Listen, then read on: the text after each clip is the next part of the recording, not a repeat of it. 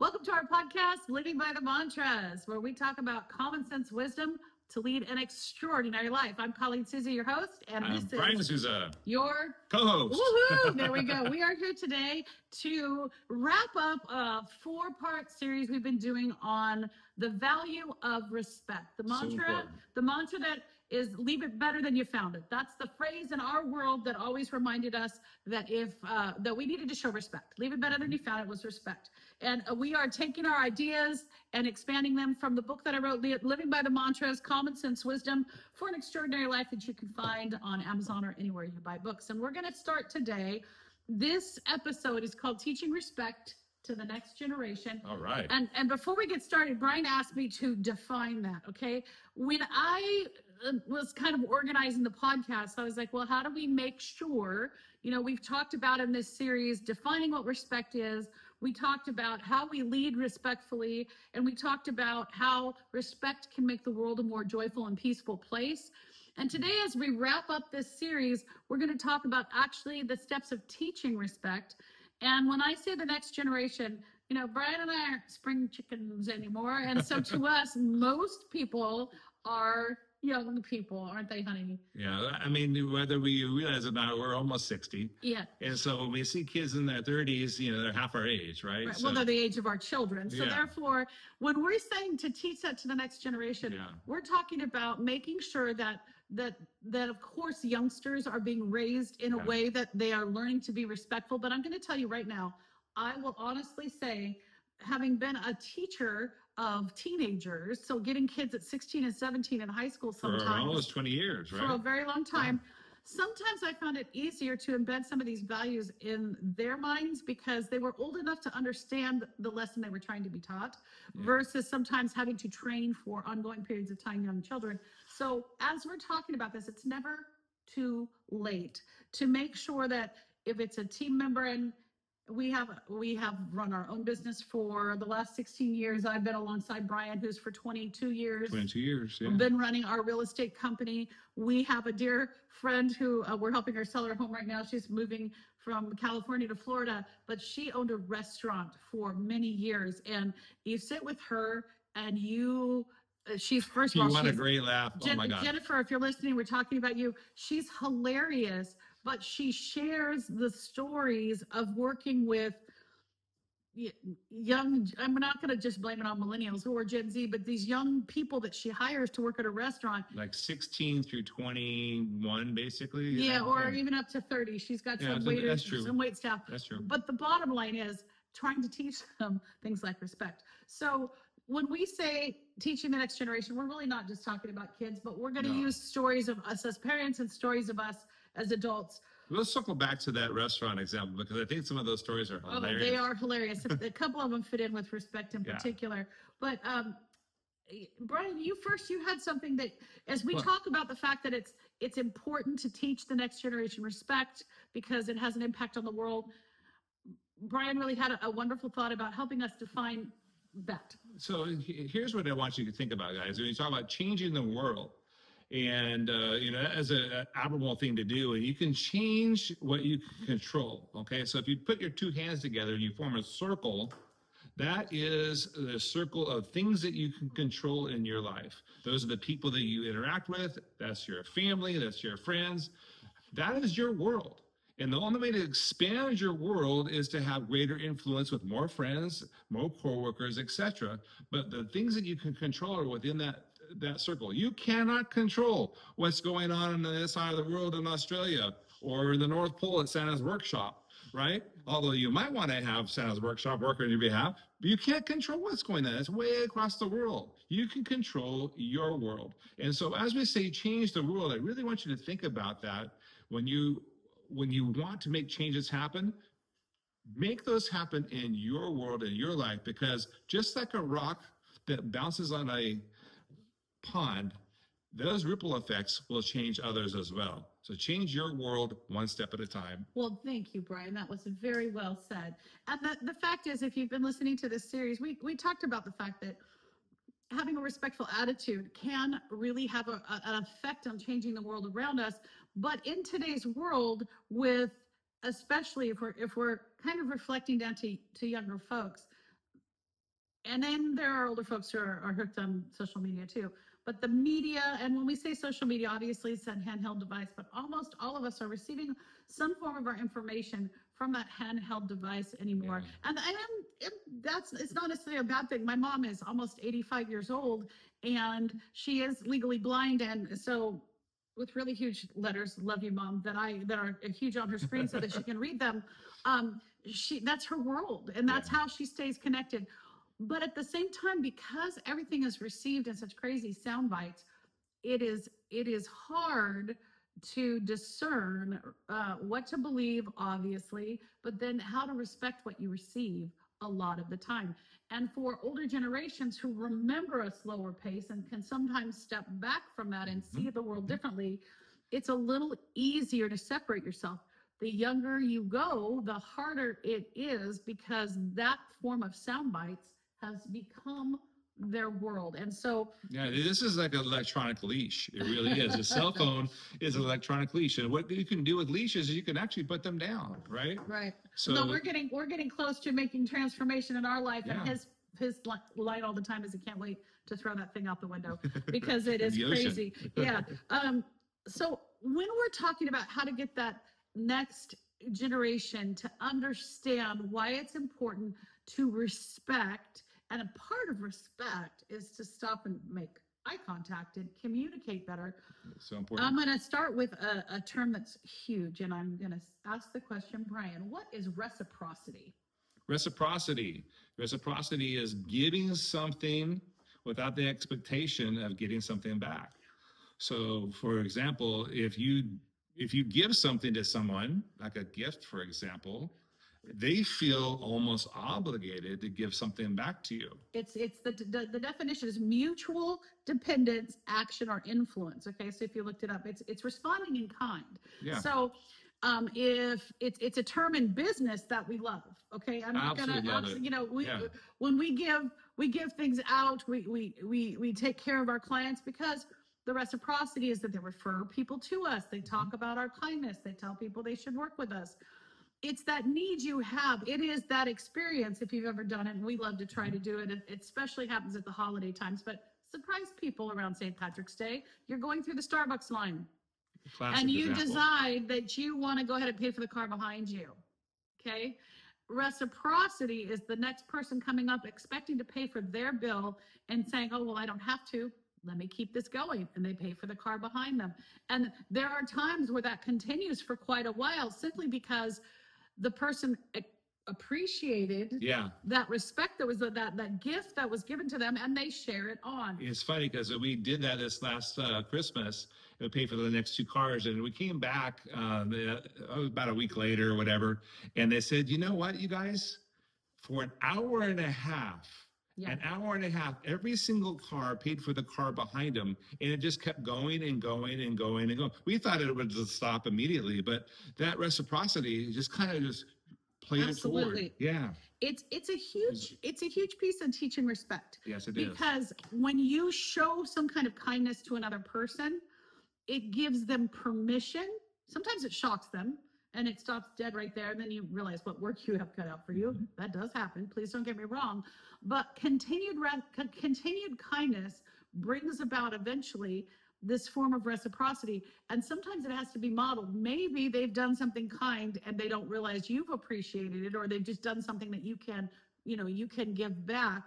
It's just really huge because it develops an environment of influencing an environment that influences and calls for the action of respect. Going back to that example we gave in the last episode regarding the employee that you recognize for doing amazing things and you gave that compliment, right? What's going to happen is that employee is probably going to compliment a customer, and that customer is probably going to compliment the company, right? So at the end of the day, that reciprocity continues to rotate. And it only helps respect grow. When I was putting together what caused me to put together the book, beyond knowing that the principles were valuable and having core foundations that allow us to change ourselves can transform the world, I I was complimented on a number of occasions. We were complimented on a number of occasions. Thank you. You're so welcome. I'll include them every once in a while. To the behavior of our children. We have 3 children. If you are new to the podcast, we have 3 children that are currently, as we are broadcasting this out, are almost 21. She's not quite there yet, just a handful more weeks. Almost 30, and then going to be 33.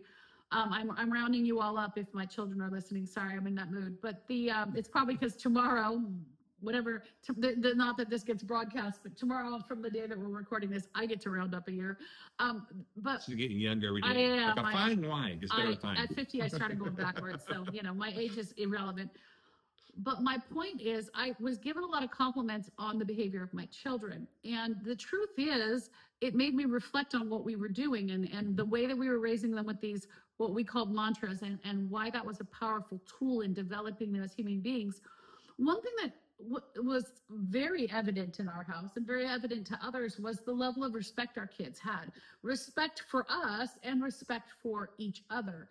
Our kids didn't do a lot of talking back. They didn't raise their voice or yell at us. No. And honestly, we didn't have any of those eye-rolling storm-offs. And I try to look back and think if I ever remember that. And I think we grounded our oldest one once. And it's why did that happen? Well, How about the ice cream compliment? I won't get to that. That's not another point. But all right. But I'm still at reciprocity. I asked them. I interviewed my kids. I said, "What made you behave?" Okay, what was the impotence that you saw? You watched all your Disney shows. You saw how kids were supposed to act. You hung out in friends' households. You supposed to stomp your foot, cross your arms. You saw all the attitude. How come you didn't give it to us? And their answers fell along this reciprocity line.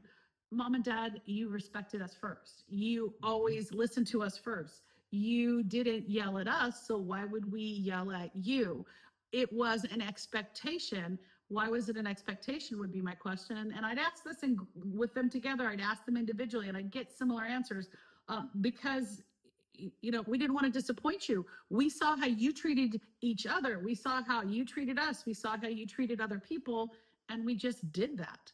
So that's an example overall of reciprocity. Whether you're managing a business with a bunch of, you need to pull out your hair Gen Zers every once in a while to millennials that just don't seem to get it, stop. And remember, they may not have had it modeled to them. So you begin that process of modeling. If you're a parent raising young children, start with that. When you're not screaming at your kid, they don't think about screaming back at you. So it's a find a way to respectfully communicate, even when you're frustrated. Don't get me wrong. We got mad every once in a while. My kids were like, "Mom, don't pretend you never got mad at us." Oh, I'd have my moments where I was furious because I knew they knew better, or they were absolutely being stubborn. There was not perfection in our household, but at the same time, there was a level of always respecting who they were in that frustration, and it was given back. So that's the part of reciprocity that's really important. I want to talk about how another way that we model respect, and I'm going to give this guy credit. Okay, he always has had a phrase, another little mantra of life: seek first to understand. Seek first to understand. How is that a way of modeling respect? Well, what we talked about last episode was, the coin has 2 sides, right? And it's still the same coin, but there are 2 sides to that coin. So there's 2 sides to an opinion. There's 2 sides to every situation. And you've heard the idea of, walking in somebody else's shoes. And it's the idea of trying to look at the perspective from somebody else's angle, right? And we don't often do that. What we often do is, I'm right, it's my way or the highway. And we grew up that way. We grew up in a world where it is my way or the highway. You respect me because who I am as a parent, it's because I said so. Those are the things that our Gen Xers grew up with. And different generations grew up with different things. And what we chose to do is try to look at things from different perspectives. Okay. And so you seek first to understand why they are along those lines. When your child comes home and has, a meltdown, okay, rather than be like, do not, behave with me that way. The seek first to understand could be, okay, let's find out if something happened during the day? Did someone do something that hurt their feelings? They're not going to tell you. Did their sandwich get stolen at lunch? Did they get embarrassed in the classroom? Did they? It could be any number of things. Did someone tell them that some that is the ugliest dress I've ever seen, and your feelings were hurt, right? Because she was wearing that dress and it was her favorite, and someone told her it was ugly, and now she's taking it out on you with all kinds of attitude. That kind of thing is to seek first to understand and say, hey, this isn't like you. What went on today? I want to speak to the millennials, the elder millennials that have babies right now or have young children. Okay, something that we did as parents that you can do with your kids is that they will raise their voice at you at some point, 3, 4, 5 years old. And we would always say to them, you know what? Why don't you back up 3 steps? That was inappropriate. Why don't you try that again? Not acting out of emotion, but trying to listen from their point of view that they were angry about something and tell them to start over or try again. Well, and here's another thing along those lines, Yeah. because we're not going to even pretend that we didn't have, okay, so when I said our kids never raised their voices or whatever, and Julie, if you're listening to this, we love you. When our second born was up until she was about 4, Yeah. and I used to make a joke that if I'd had her first, she'd be an only child, and she's heard me say that, so I'm not talking behind her back. Pre-AirPods, so Yeah. you couldn't tune her out. Okay. Okay, but she was definitely a little screamer, and No, she was a major screamer. she had meltdowns. Yeah. And the way that we handled that was to simply tell her that she could have all the meltdowns she wanted. Yep. We wouldn't give in to them, but that's a whole nother conversation. Yeah. There were times where she'd fall down right in the walkway from the garage to the kitchen to throw a fit when we had to unload the car from Costco, and we just step over her because we weren't gonna engage. But more than that, we would tell her, in this zone right here, we're happy, we respect one another, life is good. If you're not having that moment, then you can go in your room, or you can if you want to lay on the ground and kick and scream and have high-pitched sounds, the room is for that. So you go in there. You can go come sit in here, your room. Those are no high-pitched sounds. There's no screaming in this space. This is our happy zone. Yeah. This is our good place. Or go sit in the corner, or you can stay at the table and scream all you want. We're going to the other room. And we didn't put her in the corner. I would let her stay at the table when she was screaming sometimes too, which was the table. Which was the corner of the kitchen area. Yeah. But the bottom line is, I would say something along those lines, and if she tried to join us and wasn't ready to be happy, our first comment is, "Oh, are you done? Are you ready to be happy?" Screaming? When she was screaming in her room, I'd shut the door, and when I heard it stop, I'd walk in there and say, "Oh, are you ready to join the rest of the family? We're happy, and we're going to respect one another." And if she started screaming again, I'd shut the door. And eventually, what Miss Julie understood was that level of disrespect for the family wasn't going to earn her anything. No attention, no negative energy, and the rest of us are having a good time.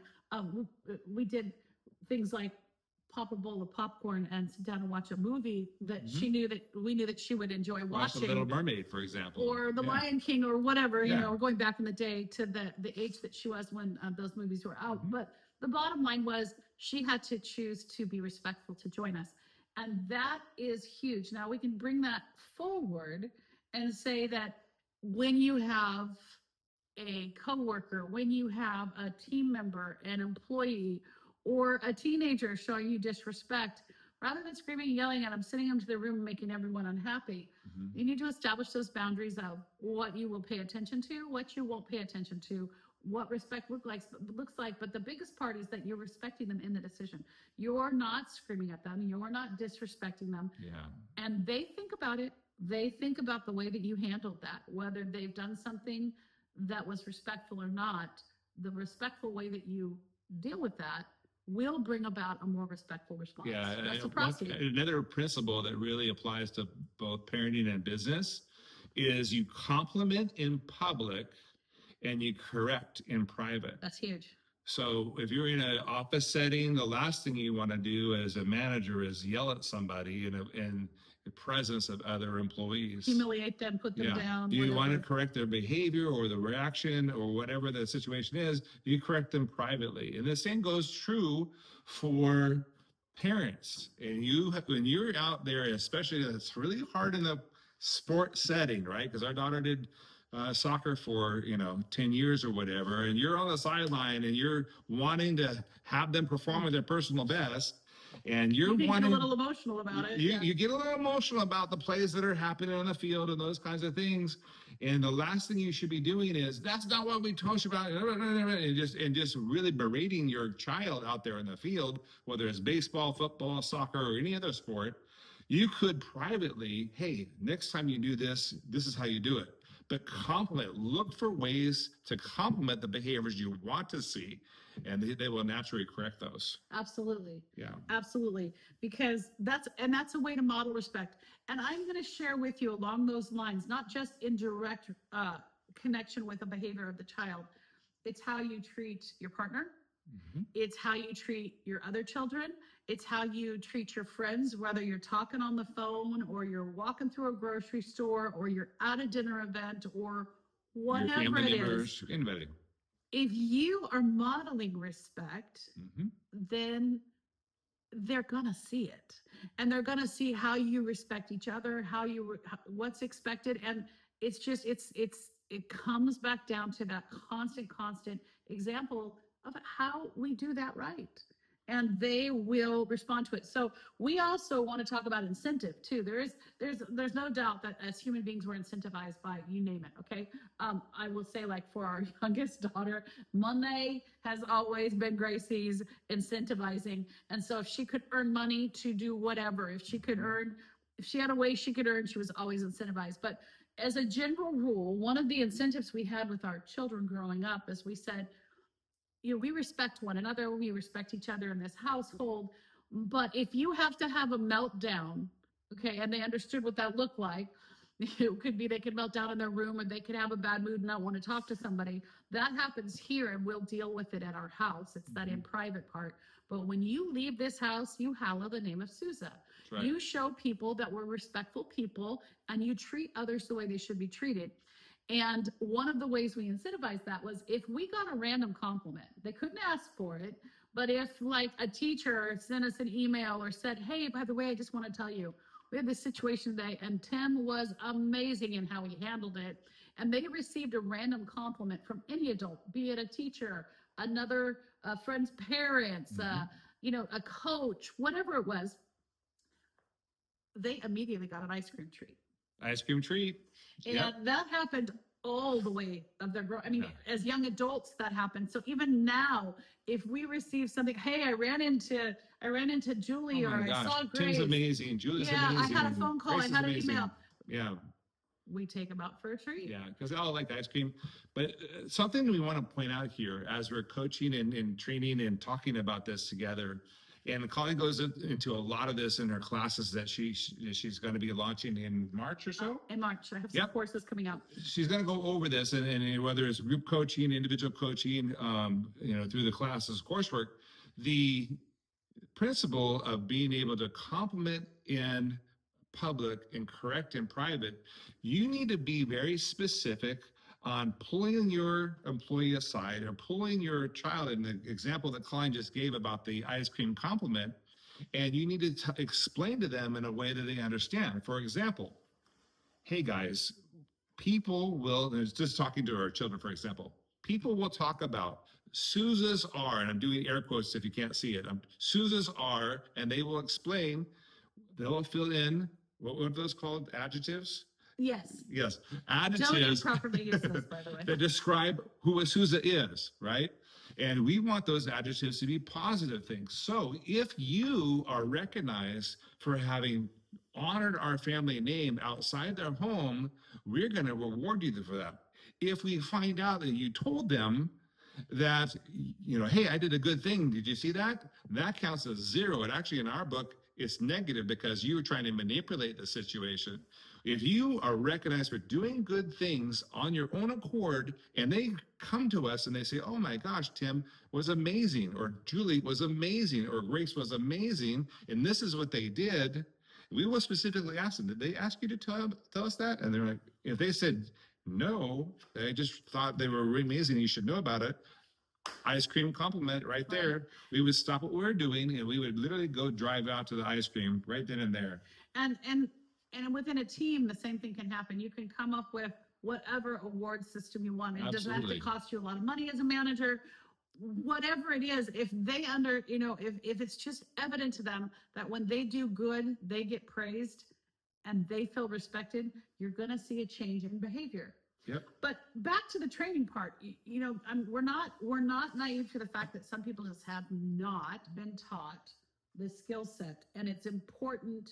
It comes back down to modeling, practical strategies to modeling what Let's go over a couple of those. Yeah, I want to talk a little bit about that. So integrity. Integrity is so woven in respect. Okay, integrity is, by simple definition, doing what you say you're gonna do. Okay, doing what you say you're going to do.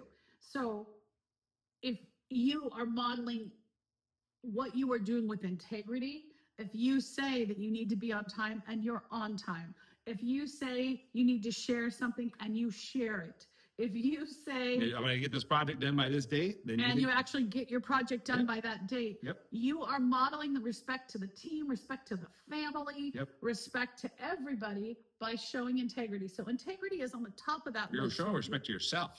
Well, there is that. Yeah. Self-respect is a part of respect. And when you have it for yourself, you teach others to have it. So integrity is one.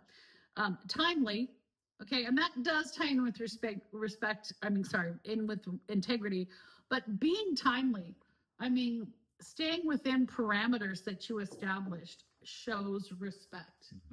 And that does include showing up when you say we're going to show up. If you say you'd have, there's the famous, let me think about it answer from kids, and they shrug their shoulders and go, that means no. And you say, or can I give you that answer tomorrow?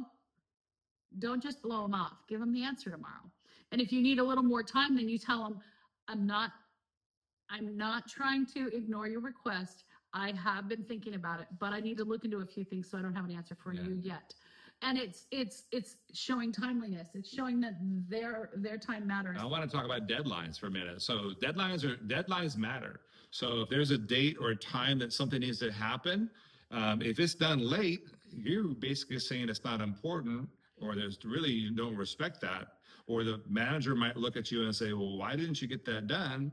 If you said you're going to get it done by this date and time, set a realistic expectation that you're going to get it done by that date. And if you can get it done a little bit earlier, what you're saying is it's so important. I respect that in a way that I'm going to perform at my personal best. And that goes for every aspect of life, both in business and in the home. Excellent. And I'm going to jump to the last one that I think is really a practical strategy that needs to be thought about, and that is serving others. Okay. Serving others. Serving others, because a large part of respecting is taking a look at the world around you and being aware you're not the center of it. And I think that this is super important, because as a generation or generations, this younger people who have grown up with nothing but technology surrounding them at all times, there is this sense that it's all about me, because not every, but a lot of the messages that they're seeing on social media, the people they're following, are self-centered messages that they try to compare themselves to or try to copy, and they forget to pay attention. And we've shared in other episodes, we talk about it in the book. For example, we had phones down at our dinner table because it forced everyone to make eye contact and communicate. And I think in the same way, there are ways to help with that serving others. If you want your kids to begin to observe, make them put the phone down. If you want an employee to observe, make sure the phone is down, and then model to them serving, whether it's help me make this meal we're going to take to so-and-so. Her mom is in the hospital and she's spending so much time taking care of her mom. We're going to take our whole family at dinner. I don't care what it is, whatever that is. Oh, we're putting this bouquet together because so-and-so's cousin just passed away, and I know that they're really sad. So we're going to go make them feel better.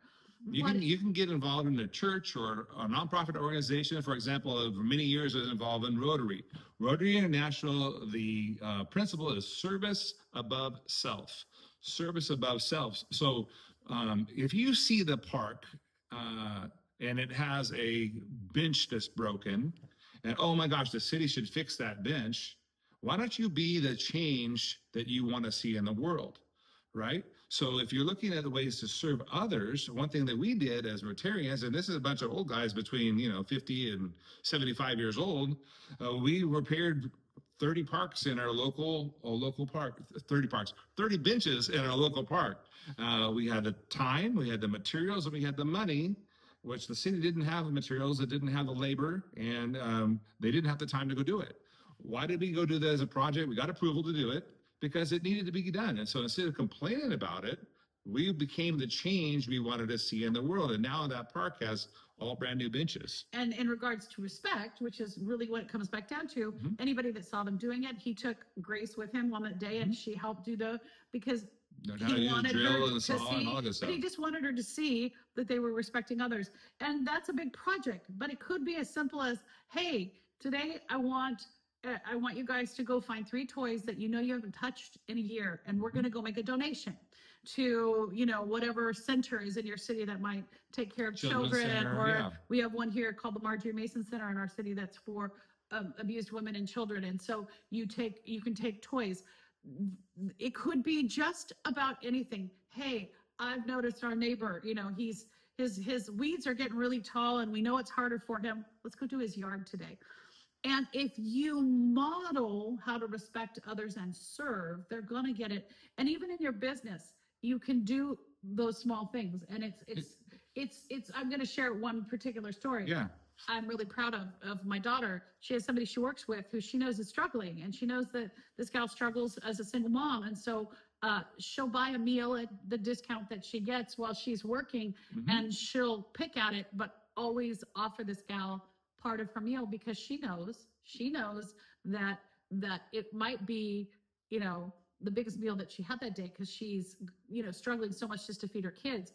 And it's serving others in the smallest of ways. And if you're doing that as a manager, if you're doing that to help somebody, whatever it is, you're going to be modeling to people how to give and to respect others. So that's super important. Can you do your hand motion again that you did? Oh, well, just when I speak of mantras and the method of mantras, I call my mantras can't see it on the video. method. If you can't see it on the video, I lay my hand flat and I say, you have to have your core of foundations. I put the other hand flat on top of it and I say, so that you can fix yourself.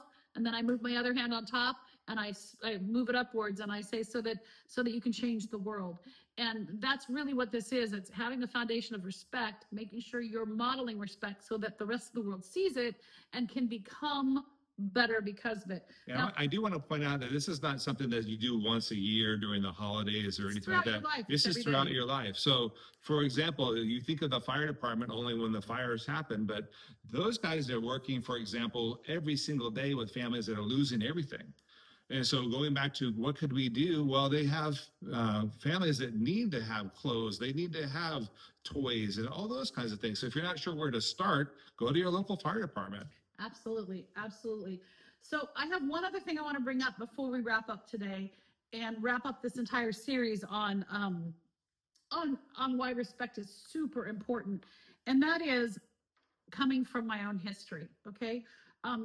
We're living in a time where we think everybody needs to be that person that we're opposing. I think I don't know how else to describe it, but as a former teacher, it is vital that we teach respect because kids go into a classroom. Now, I'm not saying that there aren't times, please don't get me wrong. I worked alongside teachers that needed to be reprimanded or that didn't always treat their students with absolute respect.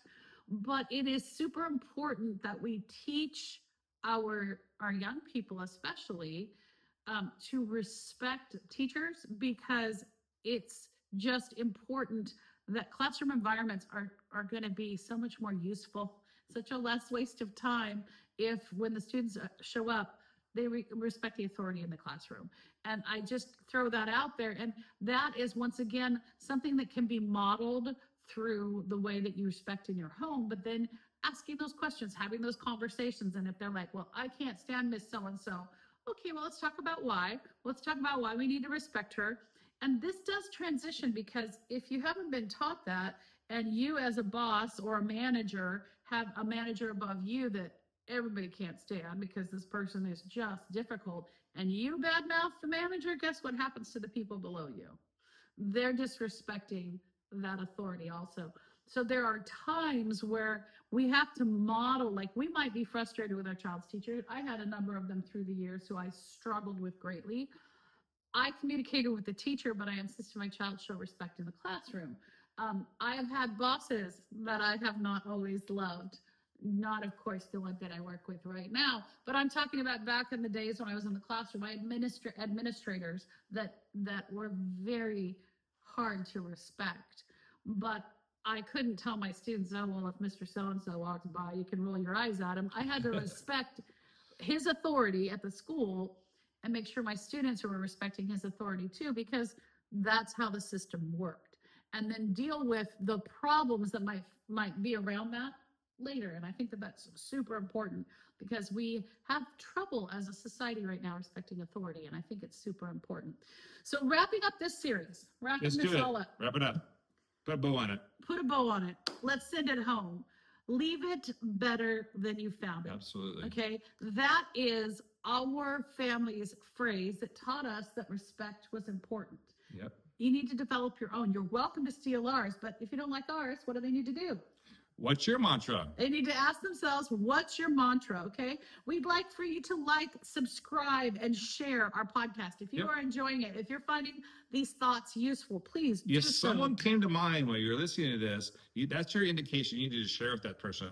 Absolutely. And have that conversation. Yes. Please follow Living by the Mantras on socials. I love my socials. I'm learning to love my social media. And the bottom line is more people get to see this podcast if you're enjoying it. More people get to learn about having their core values and then fixing themselves to fix the world around them. If more people are on social media, it's how it works. So please like those, follow me, and share out what you're seeing so that people can begin to get involved in my mantras movement. And then, like Brian was mentioning before, be watching, because in March we're going to have some courses and coaching available, and I'm really excited about how we can make the world a more respectful place and a better place, because we're all taking care of having common sense wisdom to lead extraordinary lives. And if you're watching this on one of the YouTube channel, or if you have